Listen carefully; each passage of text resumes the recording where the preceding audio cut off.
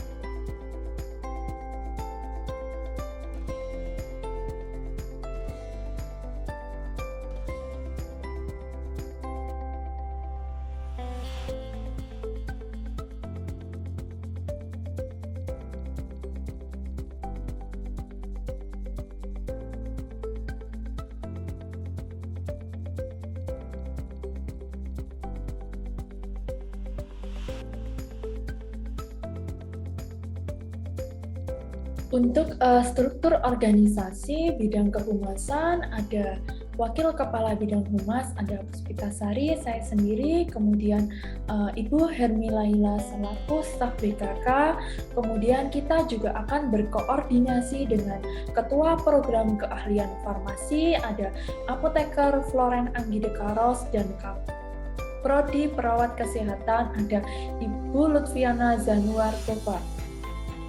Kegiatan kehumasan meliputi promosi kesehatan, pemetaan dunia usaha dan dunia industri, praktik kerja lapangan, uji kompetensi kejuruan atau uji sertifikasi, lomba kompetensi siswa, pemasaran dan penelusuran tamatan, serta kunjungan industri dan komite sekolah.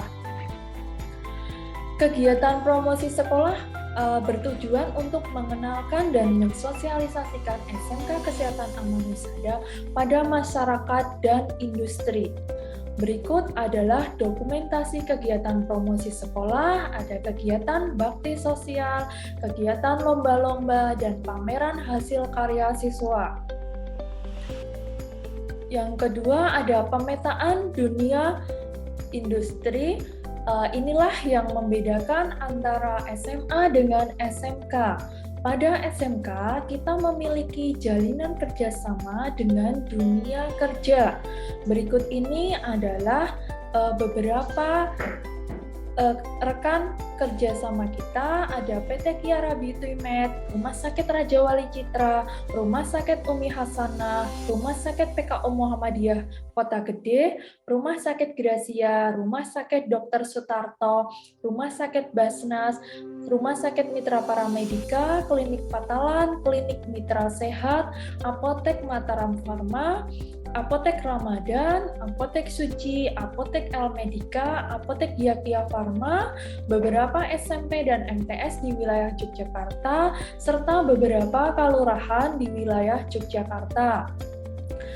Kemudian praktek kerja lapangan, itu adalah bentuk implementasi secara sistematis dan sinkron antara program pendidikan di sekolah dengan program penguasaan keahlian yang diperoleh melalui kegiatan kerja secara langsung di dunia kerja untuk mencapai tingkat keahlian tertentu. PKL mempunyai tujuan umum yaitu yang pertama, tamatan yang memiliki keahlian profesional yang memiliki tingkat pengetahuan, keterampilan, dan etos kerja yang sesuai dengan tuntutan lapangan kerja. Yang kedua, memperbaiki link and match antara sekolah dengan dunia kerja. Yang ketiga, meningkatkan efisiensi proses pendidikan dan pelatihan tenaga kerja berkualitas profesional. Kemudian yang terakhir, memberi pengakuan dan penghargaan terhadap pengalaman kerja sebagai bagian dari proses pendidikan. Kemudian tujuan khususnya adalah mempersiapkan siswa untuk belajar mandiri, bekerja dalam suatu tim, dan mengembangkan kreativitas sesuai minat dan bakatnya masing-masing. Kemudian yang kedua, meningkatkan status dan kepribadian siswa sehingga mereka mampu berinteraksi, berkomunikasi, dan memiliki rasa tanggung jawab serta disiplin yang tinggi. Kemudian yang terakhir adalah memberi kesempatan dan garansi bagi para siswa yang berpotensi untuk menjadi tenaga kerja terampil dan produktif berdasarkan pengakuan standar profesi. Berikut adalah kegiatan praktik kerja lapangan. Ada kegiatan sosialisasi, kegiatan pembekalan, kegiatan kunjungan industri, kegiatan PKL, dan kegiatan uji kompetensi. Waktu pelaksanaannya, kegiatan PKL akan dilaksanakan selama 1 bulan di UKS SMP di wilayah Yogyakarta. Kemudian yang kedua, PKL juga akan dilaksanakan selama 5 bulan di mitra rumah sakit, klinik maupun apotek yang ada di wilayah Yogyakarta. Kemudian ada kegiatan kunjungan industri. Berikut ini adalah beberapa dokumentasi kegiatan kunjungan industri yang sudah kami lakukan. Ada kegiatan kunjungan industri di Pabrik Jamu Sidomuncul Semarang, Rumah Sakit Sultan Agung Semarang, kemudian kunjungan industri di Malang, kemudian ada lagi kunjungan industri di Herbal daerah Dago Bandung, kemudian di Rumah Sakit Santosa Bandung. Kemudian ini adalah kegiatan PKL di sekolah di daerah Yogyakarta.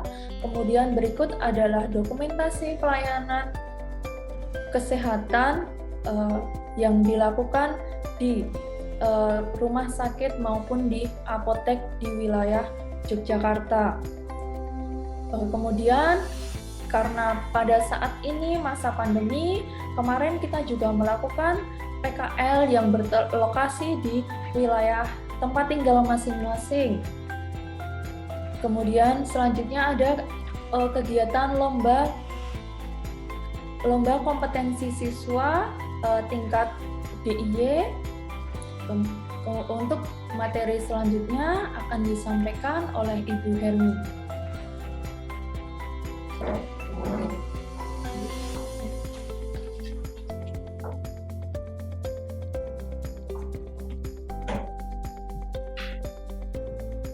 Baik, terima kasih kepada Bu Puspita yang telah memberikan pemaparan tentang bagian kehumasan. Di sini saya akan melanjutkan memaparkan bagian bursa kerja khusus. akan saya lanjutkan. Nah, untuk BKK sendiri itu memiliki visi dan misi.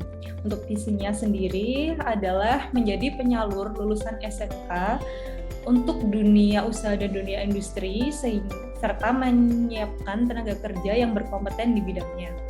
Adapun misinya, yang pertama, menjalin kerjasama dengan berbagai pihak. Yang kedua, memberikan bimbingan dan arahan kepada siswa maupun alumni SMK Kesehatan Amanah Husada. Yang ketiga, sebagai tempat penyedia tenaga kerja yang berintegrasi tinggi.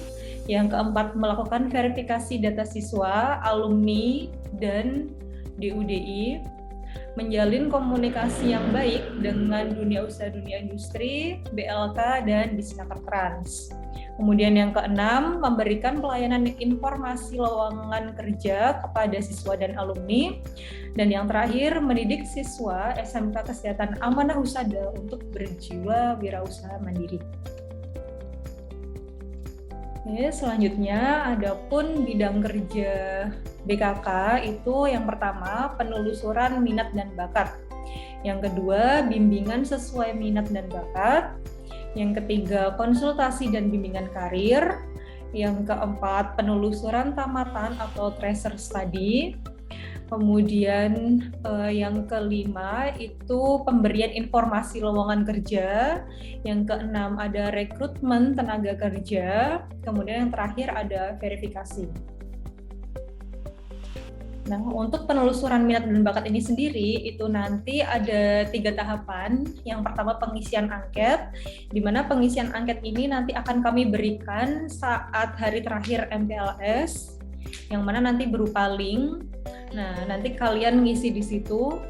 Kemudian setelah itu kami akan melakukan wawancara untuk mengetahui lebih jelas, nah sebenarnya minat kalian itu lebih kemana gitu. Karena kan ada beberapa anak-anak itu yang kalau lulus pengennya langsung kerja, kemudian ada juga yang pengen melanjutkan kuliah atau bahkan kuliah sambil kerja. Nah, kami akan membimbing tujuan dari wawancara ini untuk mengelompokkan tujuan-tujuan kalian setelah kalian lulus dari sini, seperti itu. Kemudian yang terakhir itu pengambilan kesimpulan. Ini berdasarkan hasil pengisian angket dan wawancara tadi. Nah, ini adalah beberapa dokumentasi pada saat perekrutan tenaga kerja. Ini di PT Kiara Beauty Med ya, yang gambar pertama. Nah, di sini beberapa pelamar itu sedang mengikuti bimbingan atau arahan dari si pencari tenaga kerja. Kemudian di sini, nah ini adalah proses interview dari HRD PT tersebut kepada pelamar kerja. Kemudian di sini ada pengisian dokumen. Nah, setelah itu di sini ada juga dokumentasi pengetesan berat badan, tinggi badan, dan juga di sini ada pengarahan dari ketua yayasan tersebut. Nah, kemudian setelah itu untuk alumni, untuk alumni di sini kami menggunakan tracer study itu berupa link juga yang bisa diisi oleh para alumni. Ini tujuannya untuk mengetahui lulusan dari SMK itu sekarang di mana gitu, entah dia kuliah, apakah dia bekerja gitu, dan kalaupun kuliah itu jurusannya apa, apakah sesuai dengan jurusan saat SMK atau berbeda gitu. Kemudian untuk bekerja pun juga untuk mengetahui mereka kerja di mana dan kerjanya sesuai dengan bidang kesehatan apa tidak gitu. Jadi supaya untuk evaluasi kami juga baiknya nanti strukturnya itu mau dibenahi seperti itu. Nah, mungkin itu saja pemaparan dari kami. Demikianlah pemaparan